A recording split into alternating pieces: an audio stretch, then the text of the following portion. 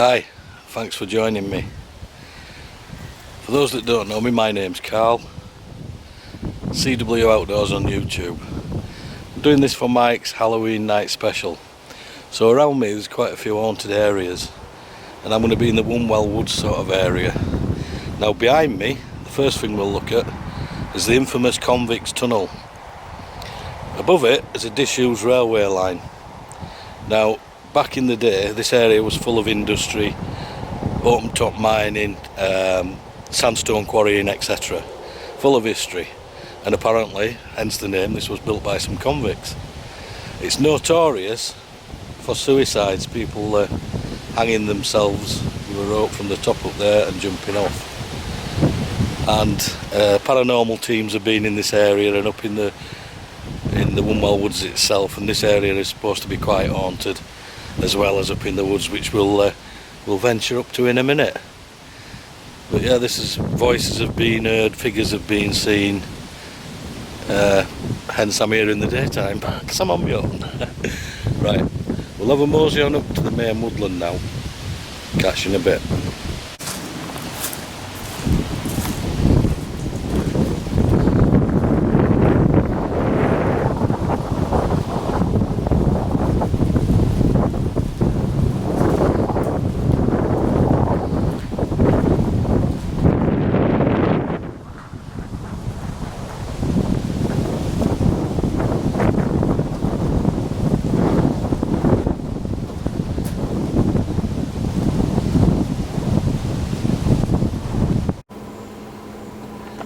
Now, the roads that weave around the woods and outside the woods can get quite overgrown, and the trees can actually form like tunnels over the road. Now and again people have reported figures running across the road, you know, in the dead of night. Like there's one that were reported in the 1970s, I know it's a fair while back, and it even got in the local newspapers. A hooded figure with a cloak and a top hat ran across a couple that were coming home late one night, cutting through the woods, ran across the road in front of their car, and they described it as looking like Guy Fawkes, for want of a better word. So I just thought I'd stop and show you that bit round. The roads are quite quiet, and on a night very silent, so just giving you a feel. It's quite an extensive woodland. We'll go and have a look at where I normally hang out. Now in this area, a wild camper, a bushcrafter who I know, stayed overnight with a friend, hammock camping, and early hours of the morning got obviously it's dark, summertime I think it was when he said, and they were both asleep in the hammocks. But they could hear someone walking around the outside of the camp area what they'd made. So he jumps out of bed, out of his hammock with a torch, flashing it around, nobody about. We do get kids in that up here, but not at that time in the morning. Couldn't find anything. Gets back in the hammock and starts again. Footprints, or footsteps, you could hear crunching through the leaves and the undergrowth around the camp. He gets out, flashlight again, nothing. His mate decided he were going home, but he stayed. I think I'd have gone, to be honest. And he said later on, he could hear what he thought was children, nursery school age sort of voiced children, singing what he could only describe as a nursery rhyme. Now that would have freaked me out. He said he didn't know what the nursery rhyme was, but if you're near a kid's playground and you can hear it in the distance, kids singing it, he said it sounded like that. And we're on about early hours of the morning, so you ain't going to have no kids singing bloody nursery rhymes at 3 o'clock in the morning in the middle of a woodland, are you? And at that point I think I would have gone, but he didn't. He stayed all night with a machete across his chest. I think I'd have just gone and come back later. But there you go. So that's another little story in here. This looks like a bit of an old quarrying part. There's loads of what look like craters that's being used for quarrying, and I believe in this part as well there's rumour had it that before the First World War, some of the soldiers trained here before World War One. Unfortunately, most of them, or probably all of them, never returned. So are there young spirits here, looking back on better times? Because it was all a big adventure, wasn't it, until they got there. Right, we shall move on.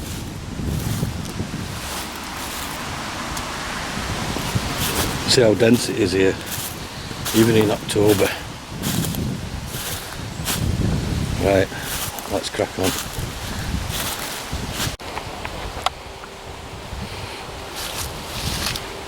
Yeah, so I'm now in another area of the wood, and there have been reports of the little folk. Actually, I had a pebble thrown at me one time, and I think I've got it on video actually, because I'd found a tarp in the middle of the wood, and I'm panning down with my camera looking down at it, and a pebble came in from my right hand side under the tarp and bounced back out underneath. Now it weren't windy, and the tarp was about 4 foot wide, and this thing come with some velocity, so I don't know how to explain it, but there you go.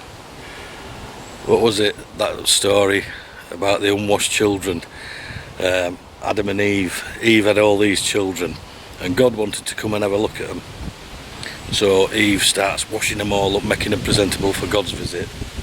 She runs out of time, and God comes to visit, and he looks at the children, and he gets a bit annoyed. He goes, "Is this all your children, Eve?" And she went, yeah, of course it is. And he went, "Right, all your hidden children shall remain hidden from man forever." And they reckon that's where you get your fairies and your pixies and all that from, Eve's hidden children. So that's just another one. There we go. We'll move on to the location now. And well, in fact, there's another location before I get to the place where I had my incident. But do I give a shit if anybody believes me? No, I'm too old to worry. I don't care. I know what I've seen. You just got to have an open mind these days, haven't you? If you ain't got an open mind, it's like a parachute, isn't it? If it don't open, it don't work. So have an open mind, guys. If you don't believe, you don't believe. But at the end of the day, it's your own opinions, isn't it, that count. What you think, what you experience, what you know. 12 years in the army. 15, 16 years on building sites. You know, I'm not one of these that'll go making things up just for the fun of it. But anyway, we'll get on to that in a bit. Right, come on then, let's go. Now this part of the wood, there is something here, definitely. Because my old camp, bushcraft camp, was about half a mile that way, and I always had to walk through here to reach it. There and back. And now and again you won't hear any bird song, like I can't hear any at the minute. No squirrels, which are normally ruffling through the leaves and stuff and up in the branches, and everything's really quiet. And you get that feeling, well, being in the army, you get that sixth sense that somebody's watching you. And I keep getting neck twitches and I'm looking round. But not all the time. Sometimes you walk through here and the birds, crows, pigeons, squirrels, everything are running about as normal. Just now and again, as though something visits and it don't want you here. And at that point, when I get that feeling, like the hairs on the back of my neck and my arms are standing up now.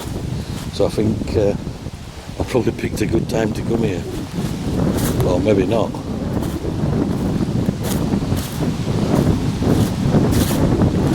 But I have caught something on camera. I thought I was being followed at one point. I turned around and I just started taking snaps in a sort of 180 degree angle behind me. And I did pick up on some shadowy sort of figures. When I got home, I just blew it up on the computer and I thought, holy shit, what's that? But it could be a fault with the camera, it could be dust, I don't know. But one of them's a clearly defined shape that just beggars belief and description. But there you go. Things happen like that, don't they? Or do they? I'm getting a bit ooh now. It's only 2 o'clock in the afternoon and it's quite dark in here already. But this goes on for quite a ways.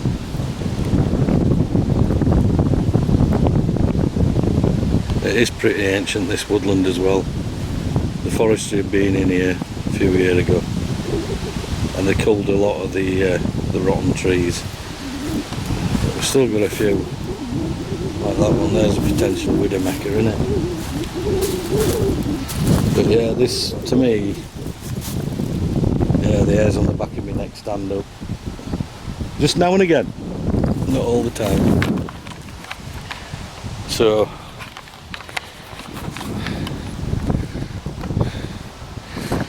if you see anything behind me, you'll have to put it in the comments on Mike's channel.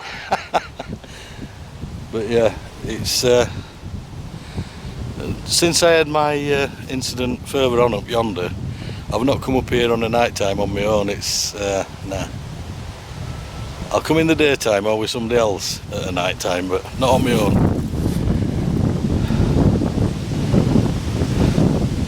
Because I don't want to see that bloody thing again.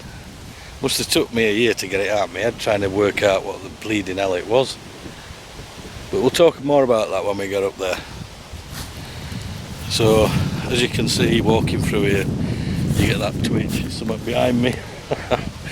And I'm like it now, so I'm going to head on up. Because I don't want to be followed home by one of these things. Because you hear of that, don't they? Are you all having a good Halloween?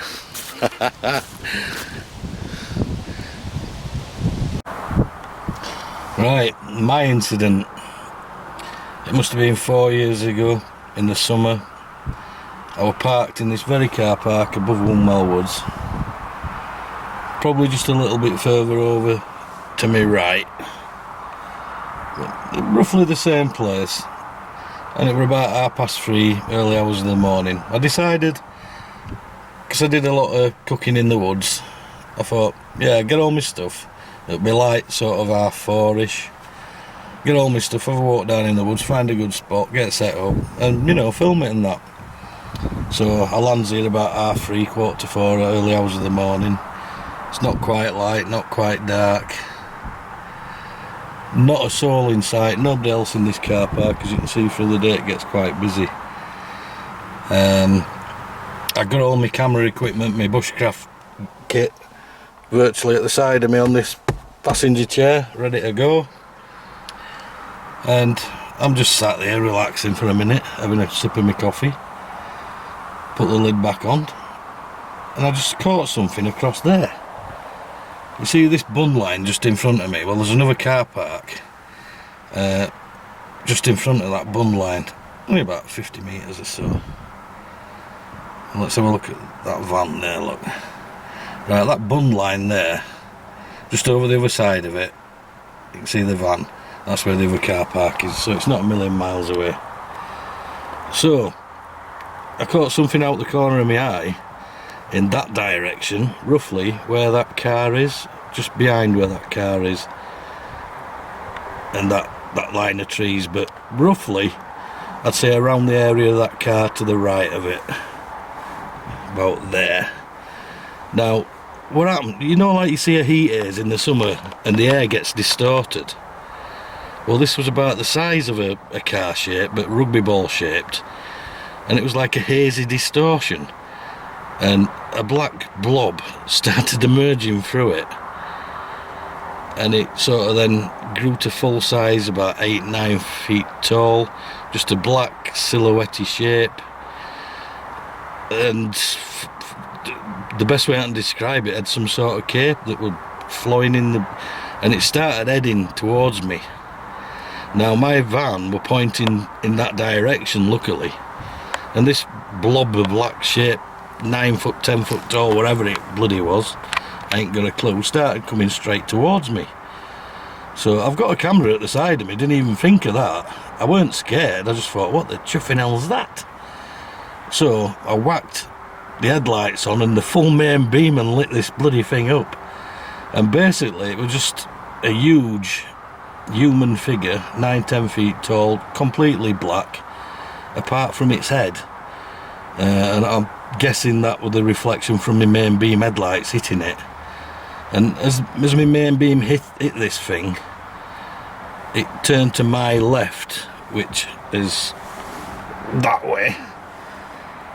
Turned sharply to my left, didn't even look at me, weren't interested in me in that point, but it were heading towards me. Unless I'd have whacked them beams on it, it'd have been right up to my van. I even forgot to lock my bloody doors. So yeah, I mean, I weren't scared. I was just like, my mind was just trying to process, what the chuffing hell's that? What the bleeding hell is it? I'm thinking, 1,000 things are running through my mind. Is it a huge owl? What, the size of a pterodactyl? So this thing, when it turned left, when I zapped it with the main beam, it was just at the other side of that grass bund line there. So imagine just between the bund line and the van, it'd roughly be there. Now, its head was above the height of that van, so that gives you a good indication. And it just disappeared off to the left in a sort of jogging motion, an up and down jogging motion, down, and then I lost sight of it into these shrubs here and the footpath that leads into the main wood. Now at that point I even thought, right, I'm going to grab my camera, I'm going to follow this thing to see what it is. And then the logical Carl said, no, don't. And I turned the engine on the van and I went. I drove down the road, found like a Tesco car park and pulled up and gathered my thoughts as to exactly what I'd seen, and I just couldn't weigh it up. I mean, was it a ghost? I don't know, I've never seen one. Was it a being from another dimension? I ain't got a clue, because I ain't seen one of them either. Were it an alien? I ain't got a clue, because I ain't seen one of them either.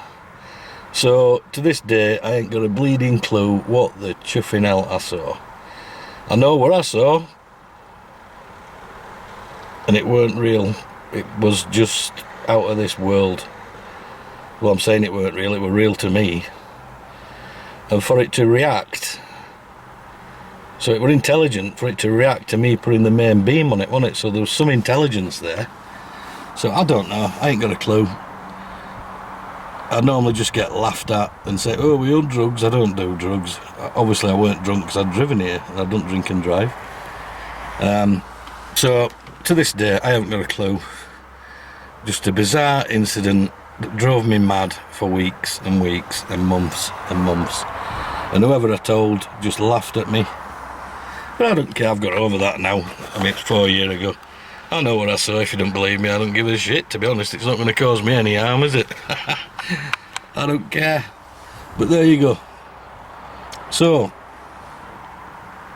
hope you're enjoying this little thing, what Mike's put on with all the horror stories. I might put a fictional one on, but I don't know. Or maybe on my own channel. But anyway, that's it. In a nutshell, what happened. I even got a guy who was a paranormal investigator, but he's a bushcrafter as well. And we come up here one night, and, you know, he's not one of these that says, oh, yeah, we're a ghost and this, that and the other. He does it scientifically. I mean, the first thing he did, he was looking up for power lines. I said, what are you looking for power lines for? He said, well, sometimes the EMF from power lines can actually cause hallucinations and mess up with your mind. And obviously there's no power lines around here, so it weren't that. I even brought a compass, and I was walking about with my compass to see if there were any magnetic variation or anomalies with my compass, and that were fine. However, he did say, when we're down at the bottom of the track, where that thing emerged, there's a track that leads right down to the bottom where the ponds are. And he said him and another investigator were here one winter, and it had snowed while they were in the woods, and as they come out of the woods walking back up to this car park, they saw huge footprints with like a 6-foot gap between them, and neither of them could match the stride of this thing. And that's what, when I told him my story about this huge being, that's what reminded him about that, because they were baffled as well. So I don't know, there's more things in heaven and hell, isn't there, or heaven and earth. Like I said before, keep an open mind, because until you see something, you'll not believe it. But there you go. That's my little story. I hope you've enjoyed this little trek around my local area. Cheers.